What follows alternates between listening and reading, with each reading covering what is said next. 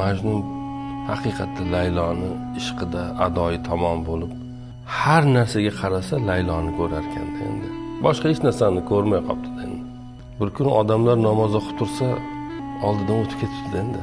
Odamlar aytdi, bu qanaqa bu yigit tamom bo'ldi bu muhabbat buni abgor qildi, vayron qildi buni. Buni odamgarchilikdan ham chiqardi, buni iymondan ham chiqaraveradi bu ketishda, debdi. Namozdan tugatgandan keyin odamlar qarasa Majnun qaytib kelayotgan ekan. Shuni bir chaqirib ozgina dakki beraylik deb yonlariga chaqirib, "Ey Qays, bu nima qilganing bu? Sen Allohi tamom bo'lding. Bu namozga turgan odamlarni ko'rmay oldimizdan o'tib ketding. Sen bir namoz o'qiyman degan darding yo'qmi? Qanaqa odamsan sen?" Majnun aytdi, "Allohim, men ham sizni ko'rmadim.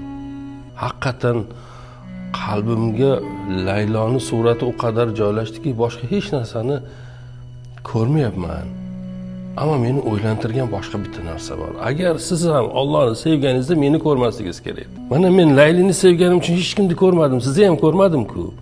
Siz ham Allohni sevib ibodat qilganingizda meni ko'rmasligingiz kerak edi. Siz qanday qilib meni ko'rdingiz? Sal ixlosli bo'lsanglar bo'lmaydimi? Sal xushu bilan namoz o'qisanglar bo'lmaydimi?" deb dakki bergan ekan odam.